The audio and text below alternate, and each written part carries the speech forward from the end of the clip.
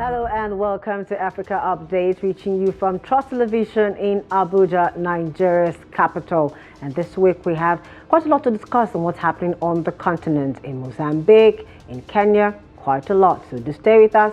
We'll be right back. Welcome back. It's still Africa Update on Trust TV, and I'm your host, Chiamaka Mwafo. We'll start with Mozambique, where, as expected, official results from the country's election show ruling party candidate Donald Chapo winning the presidential election. However, the opposition says the poll was rigged and is calling for more protests. These comes after two opposition party figures were gunned down last week. Now, VOA's Nairobi Bureau Chief Mariama Diallo covered the election and has more in this report. Frelimo Party candidate Daniel Chapo won the presidential elections with 70.67% of the vote, according to results released Thursday by Mozambique's National Electoral Commission. Independent candidate Venancio Mondlane finished second with 20%. The candidate for Renamo, Mozambique's traditional main opposition party, won less than 6% of the vote. The result cements the power that the ruling Frelimo party has held since Mozambique won independence nearly 50 years ago. Some analysts predicted Frelimo would hold on to power, despite the enthusiasm young voters expressed for Mondlane ahead of the vote. The terrain is already prepared. Regardless of what we see, the enthusiasm, the dynamism of the young people that are rallying behind this opposition candidate, but we know that the status quo will prevail.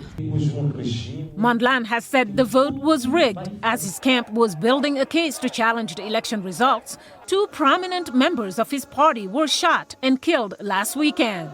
While some say the shootings were politically motivated, current President Filipe Nyusi, who condemned the killings, warned against jumping to conclusions. Earlier this week, police fired tear gas and bullets at opposition protesters in Maputo. While observer missions from the European Union and Southern African Development Community have yet to give final assessments of the October 9th election, the EU mission said this week that some of its 179 observers were prevented from observing tabulation processes in some districts, provinces, and at the national level. But some analysts say the political rise of relatively young candidates like 47-year-old Chapo and 50-year-old Mondlane is still a good development for Mozambique. The youth have arrived in Mozambique, and I think that that's a good thing for Africa. And this is the first time that we see a turnover from the liberationist group in Mozambique. And so this is good. I hope that they bring youthful energy and they focus on the issues that are important to young Mozambicans. Now, we've heard that, we've seen what's happened in Mozambique. Now, before all that election, just as the story said, the rider before the report, two people had been gunned down of the opposition party. But joining me in the studio to further discuss this and other issues on the African continent is Ambassador Haruna Wakani, a retired diplomat and a documentalist. Actually, that documentalist, I have to agree, really. It's like, you know, the PDF drive over there in your head. Thank you so much for joining us today on Africa Update. Thank you. Now, these elections has been marred with a lot of stories prior to the election. Even people have been killed about it. What's your take on the general thing and the outcome? Well, the outcome leaves us as Africans with some reservations, because oftentimes when elections are said to be declared with that kind of margin, 70-something% vis-a-vis others, and following the way the campaigns went by, you will clearly see that something must be fundamentally wrong somewhere.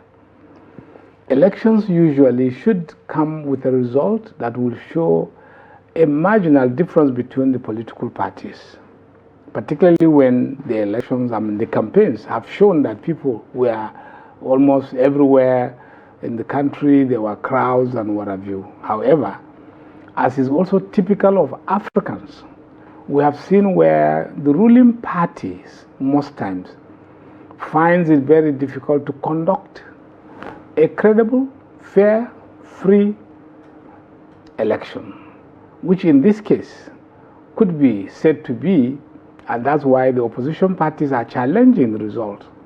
Because if you look at the history of Mozambique, from the beginning of the colonial struggles to gain independence, Frelimo had been like the only name known to Mozambican citizens and even others elsewhere in the African continent, because they came and started the struggle for independence from Portugal. So obviously they have been like the only known resistance movement, and after then transmuted themselves into a political party, maintained the same name, and so most Mozambicans wouldn't have known anything else. The first president had ruled, and you could see clearly that the intention seems to be this ruling party intends to keep power for as long as is possible. Now, the danger had always been that most political parties of this nature tend to create a situation where perhaps it could veer towards a monarchy if care is not taken. In the case of Mozambique, I think the first president gone, but you see, political parties in Africa generally, not just Mozambique now, in Africa generally, ought to have a kind of tolerance level that will enable people to come contest and have elections done in such a way that one party today, another party tomorrow. It's a turn-by-turn thing. That is the essence of democracy. But where it becomes such that a particular party becomes so dominant to a point where there is no hope for the opposition members anywhere, it becomes a problem. Now, as we can see, violence also erupted. Citizens were no longer free to express themselves. The soldiers and other security forces were out there shooting, and it ended up claiming the lives of two prominent opposition party members.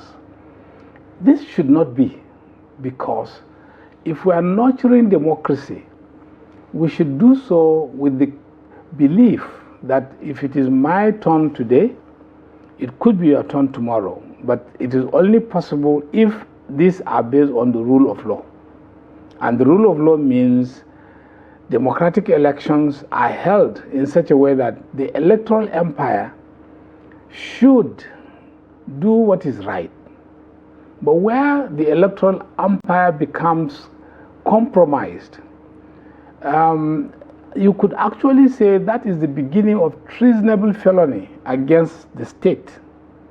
Because if someone is assigned a responsibility to deliver this country via an election that will enable citizens to express their wishes, preferences, and desires for another government, it should be given.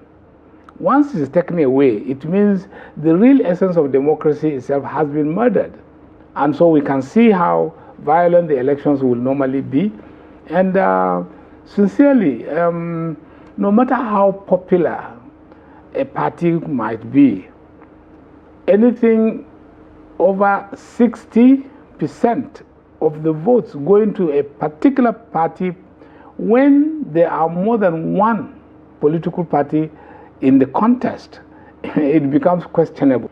So we're going to be moving from south to the east. We're going to Kenya now. Still a political issue where the impeached deputy president Rigathi Gachagua told reporters Sunday that his security protection team had been withdrawn, and he warned that should anything happen to him, President William Ruto should be held responsible. Juma Majanga reports from Nairobi, Kenya. Flanked by his wife and children outside a Nairobi hostel where he had been treated, impeached Kenyan Deputy President Rigathi Gachagua on Sunday spoke about no longer having a security protection team. I want the people of Kenya to know that as I go home today, I have no security. and it's good that they know. And if anything happens to me or my family, President William Ruto must be held to account.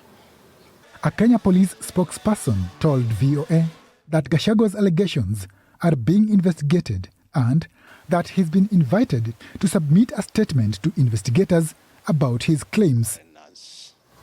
While speaking to reporters, Gachagua also blamed President William Ruto for his removal from office. I am shocked by how vicious a man I helped to be president, a man that I believed in, a man that I was persecuted when supporting him, could be so vicious against me.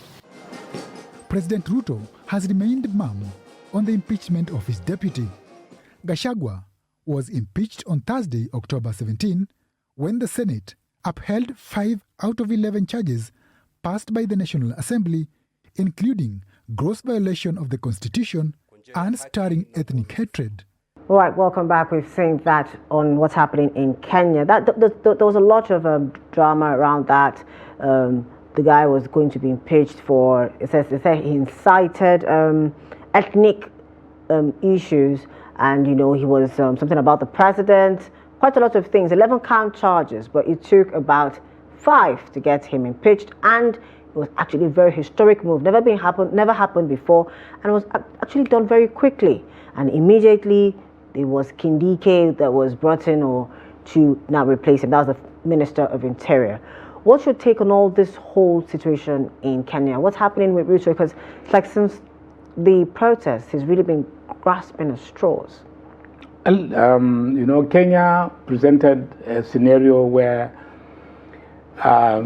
based on the dictates of some of the Western powers, you could see how President Ruto was invited to the United States of America, and red carpets rolled out, and praises of the best democracy in Africa, the best government-managed economy, etc., etc., including endorsements by the World Bank, IMF, to say, well, the economy was doing very well, the indices are reading very up in the North region, and what have you, and what have you. Now, however, citizens of Kenya said no. All these are different, because what we feel is the economy is simply not performing. And we feel the hunger, we feel the poverty, we feel desperation, we feel despair. That is what the citizens of Kenya decided to say, okay, since government cannot listen, perhaps we need to vent it out. And they came out on the streets to say, Mr. President, sorry, we didn't elect you to give us what we are getting. It became a problem. And government, as you know, responded by saying, okay, some people might be wanting to overthrow the state. And in that seems to be the go-to when there's a protest in African countries. Exactly. Now, the overuse of security forces against innocent citizens, resulting into almost 400 deaths and injuries, destruction of property, disruption of livelihoods, and what have you. All this summed up to the fact that the fragility of the ruling party itself became obvious, because within the ruling party there was a lack of cohesion, because the way the vice president or deputy president came in, you could see clearly that there was a problem, and it's obvious that such a marriage might not go far. And so when the issue of the impeachment came up, it became obvious that it's already endorsed by the president that he might not be able to continue work with the deputy, and now became much more a problem than expected. We still have so much to get into, so we're just going to stop there, go on a short break, and when we come back, we'll get into the other matters. Just stay with us. We'll be right back.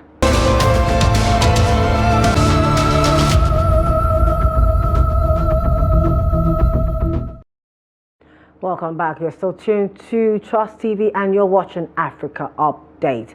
Now, we've been discussing Mozambique, Kenya, and now we're going to go to the 2024 BRICS Summit. Now, the summit held in Kazan, Russia from October 22 to 24 marked the first gathering of the expanded BRICS group, now including Saudi Arabia, Egypt, the UAE, Iran, and Ethiopia.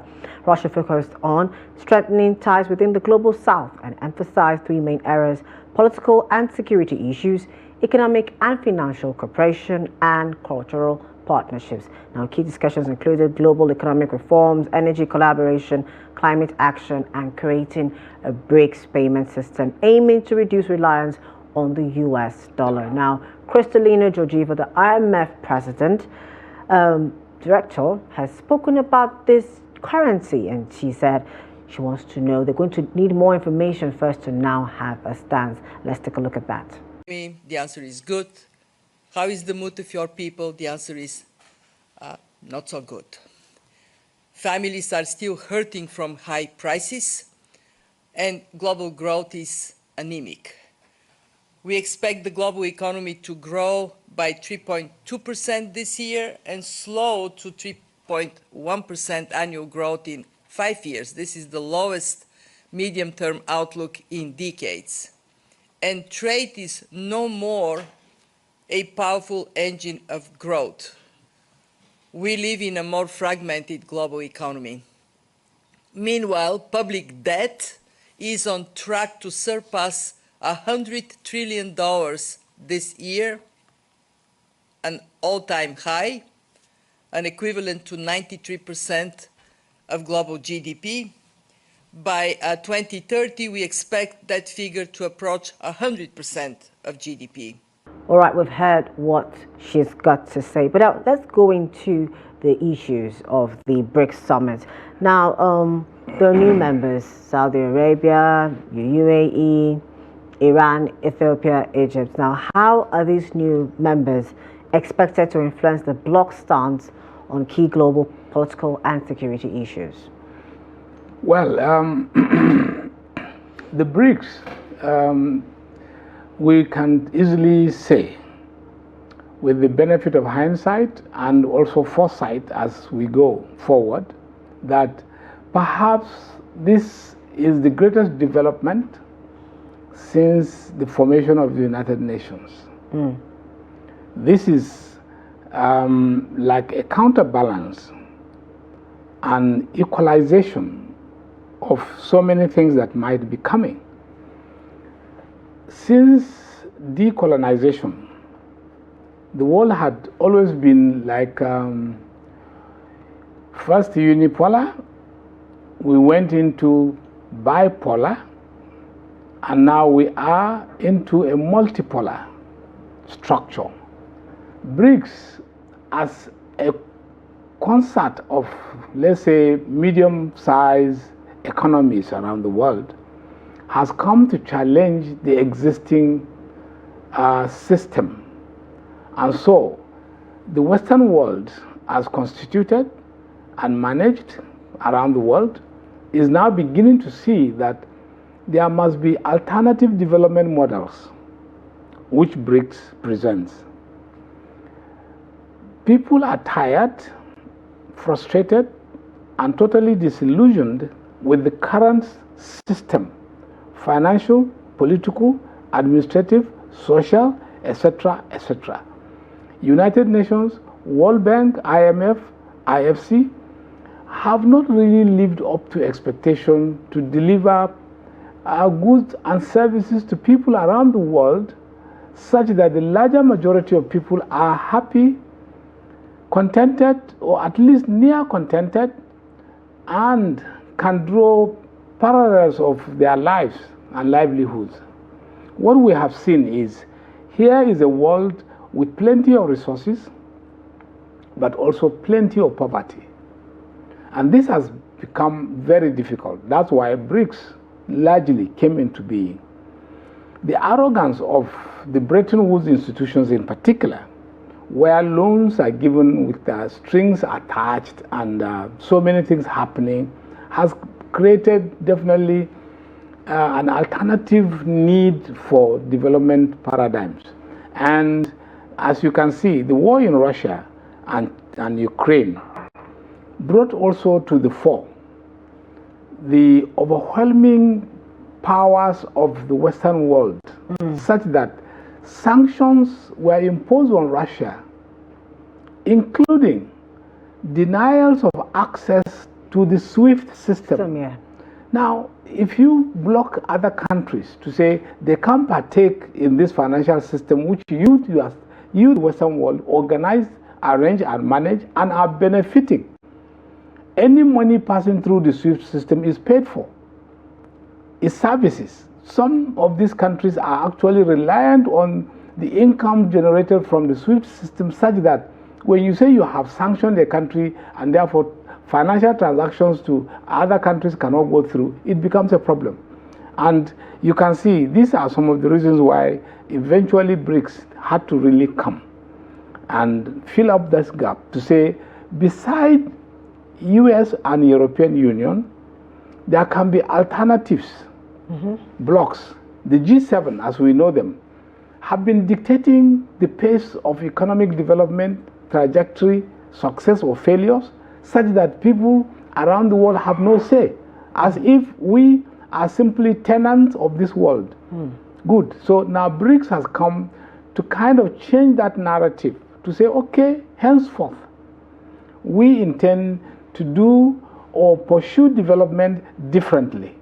And you can see the structures of BRICS so far has indicated clearly that these new countries and the total are even higher or bigger than the West put together.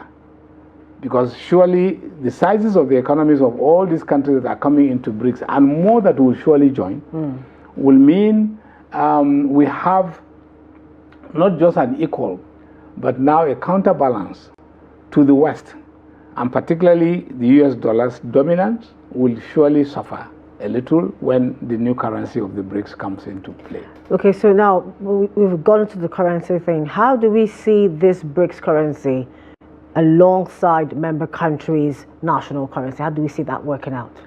Well, let's say the BRICS currency is still something in the works. Pending when actual delivery and implementation of these currencies, national currencies, will still run pari passu with this currency. However, over time, we will have at least a parallel currency to the dollar. People have argued, for instance, that okay, it's not going to be something new because the euro came and the dollar still maintains its dominance.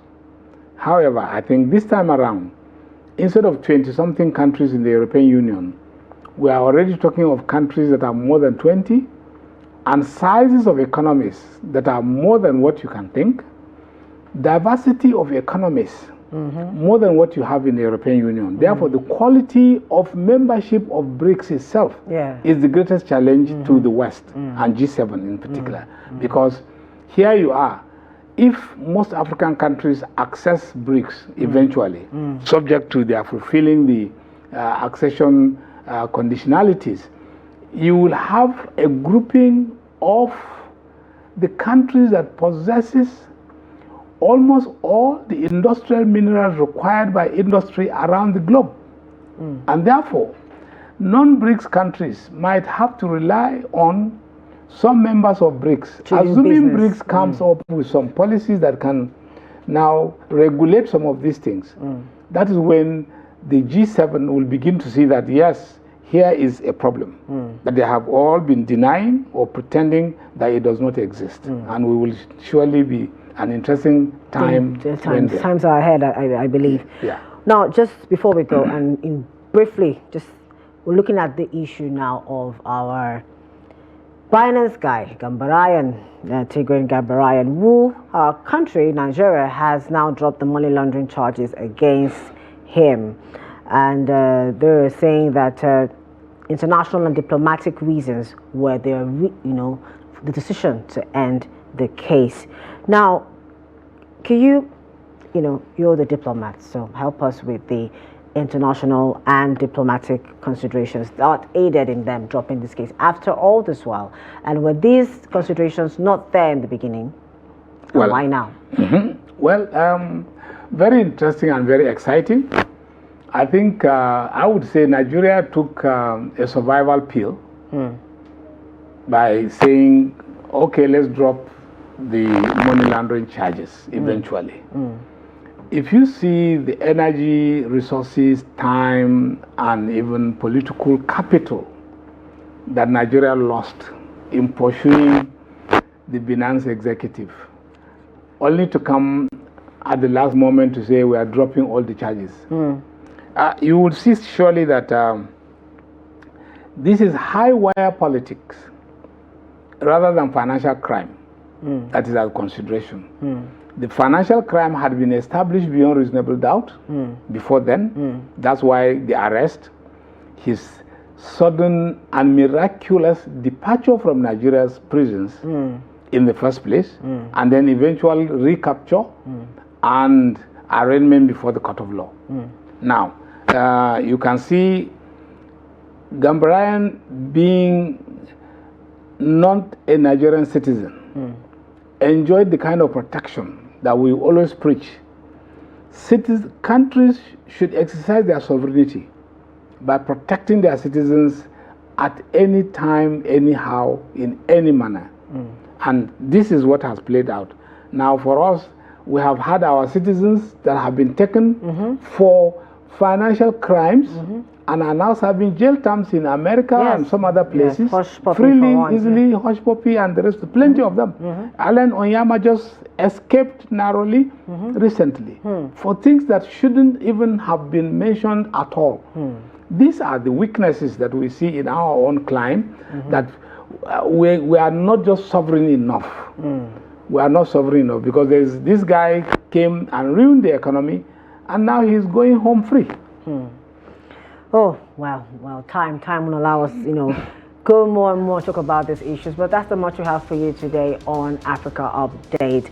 Don't forget to follow us on our social media platforms, on our YouTube live stream. So I see you same place, same time next week. I'm your host, Chiamaka Mwafo.